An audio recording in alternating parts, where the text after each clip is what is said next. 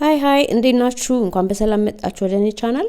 በዛሬ ቪዲዮ ይዤላችሁ የመጣሁት ፍሬሽ የሆነ ስፕራይት በቤታችን ውስጥ እንዴት በቀላል መንገድ ማዘጋጀት እንደምንችል የሚያሳይ ቪዲዮ ነው። ትወዱታላችሁ ብዬ ገምታለሁ። ለቻናል አዲስ የሆናችሁ ሰዎች ሰብስክራይብ በማድረግ ቤተሰቡን ይቀላቀሉ። ቪዲዮውን እስከመጨረሻ ተከታተሉ። አሁን ወደ አሰራሩ እንገባለን።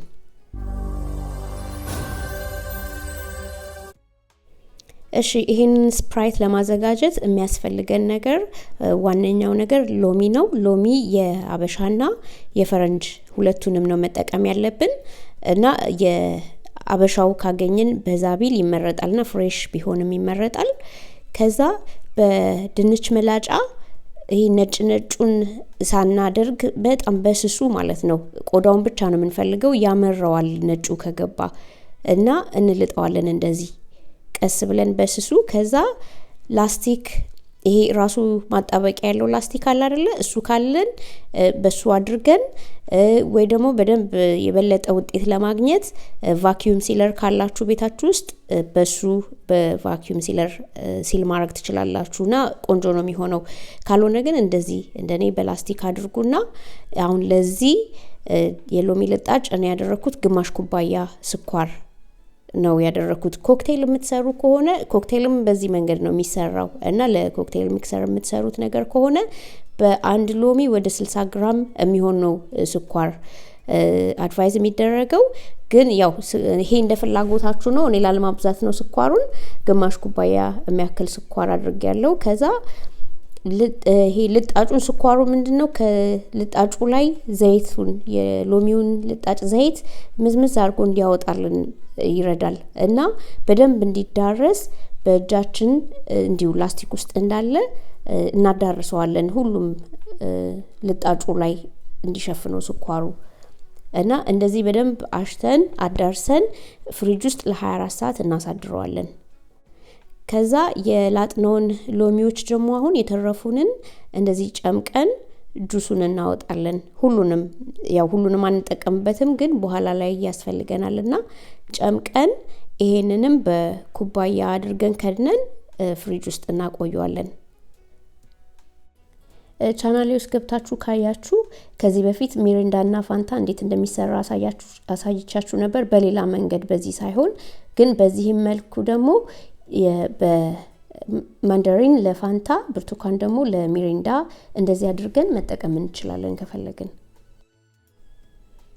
ከ24 ሰዓት በኋላ ከፍሪጅ ውስጥ እንደዚህ እናወጣዋለን። ያስቀመጥነውን ትላንትና ላስቲኩ እንደምታዩት ቀልጦ ስኳሩ በሎሚው ማለት ነው ከሎሚ ውስጥ በወጣው ዘይት ቀልጧል እና መዝምዞ አውጥቶታል። እሱን በማጥለያ ወንፊት ነገር ላይ አድርገን እናጠለዋለን።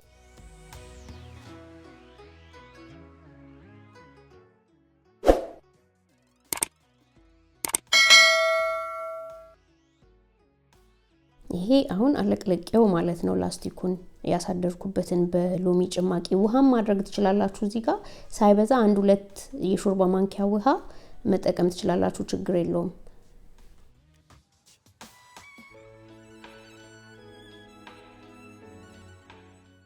ከዛ እንደዚህ በደንብ አንጠፍጥፈን እያንዳንዷን ጠብታ ካወጣን በኋላ ታዩታላችሁ።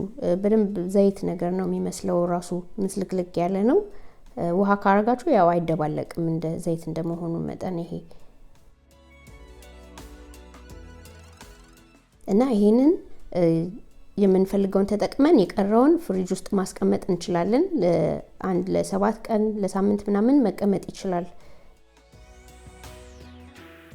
ብርጭቆ ላይ እንደ ብርጭቆአችን ሳይዝ ነው። ትልቅ ብርጭቆ ላይ ከሆነ 1-2 የሾርባ ማንኪያ ከዘይቱ የልጣጩ ሲረፕ ማለት ነው 1-2 የሾርባ ማንኪያ እናደርግና ከዛ ሶዳ ውሃ ደግሞ ይሄ ስፓርክሊንግ ዋተር እናረግበታለን።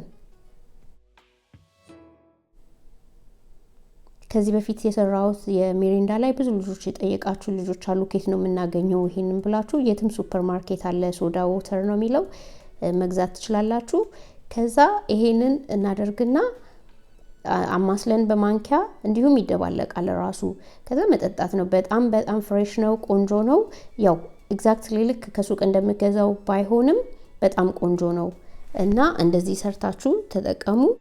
በትንሹ ብርጭቆ ደግሞ ከሆነ አንድ ማንኪያ ራሱ በቂ ነው። አንድ ማንኪያ ሲሮፑን አድርገን አሁንም በሶዳ ወተሩ አደባልቀን መጠጣት እንችላለን።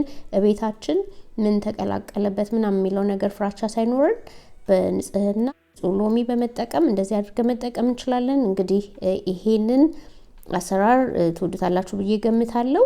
እስካሁን ተከታተላችሁኝ ቪዲዮን ከወደዳችሁት ላይክ አድርጉ፣ ኮሜንት ጻፉ። ስለተከታተላችሁኝ አብራችሁኝ ስለቆያችሁ በጣም አመሰግናለሁ። በሌላ ቪዲዮ እስከምንገናኝ መልካም ጊዜ